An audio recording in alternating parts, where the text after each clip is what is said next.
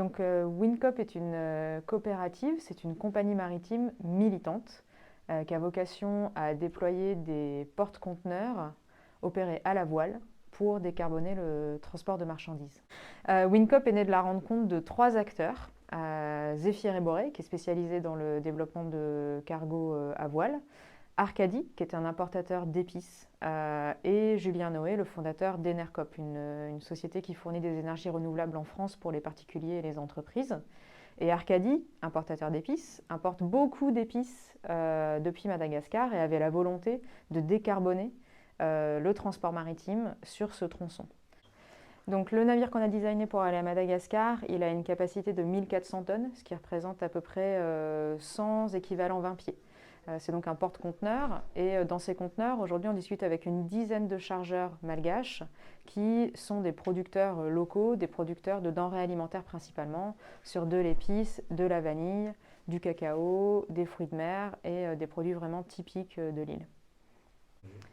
Donc le transit time vers Madagascar est assez court, on est sur 35 jours, ce qui est très compétitif dans le secteur actuel. Les grosses compagnies maritimes aujourd'hui ne vont pas directement à Madagascar. Il y a toujours des transbordements qui ont lieu entre Madagascar et la France. La spécificité de Wincop, c'est qu'on a choisi de faire une ligne directe et tout en étant à la voile et donc avec une vitesse très lente de 8 nœuds, on arrive à proposer une durée de 35 jours, ce qui est plus court que ce qui se fait actuellement.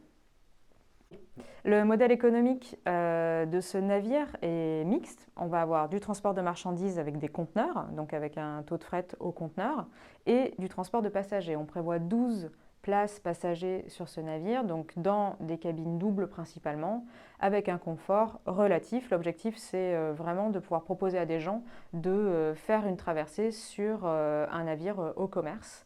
Ils vont donc vivre un peu dans les mêmes conditions que l'équipage. Donc le système coopératif, dans notre cas une société coopérative d'intérêt collectif, a pour objectif de générer de la valeur pour le bien commun.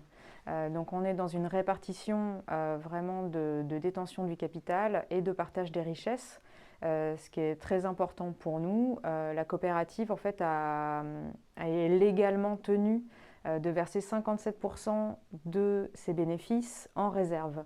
Ce qui veut dire qu'on ne va pas pouvoir verser des dividendes monstrueux et on va principalement être engagé dans le réinvestissement de nos bénéfices au développement de la flotte de Wincop.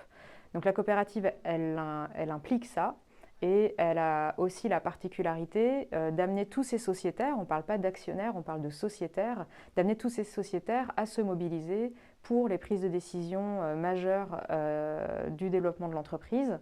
Tous les particuliers en fait, peuvent souscrire à des parts sociales. La part sociale coûte 100 €, mais des personnes morales peuvent aussi devenir sociétaires. Pour nous, c'est très important. Donc nos clients, les chargeurs, sont sociétaires de Wincop. C'est le cas d'Arcadie, qui est notre premier client sociétaire, mais aussi nos partenaires logisticiens.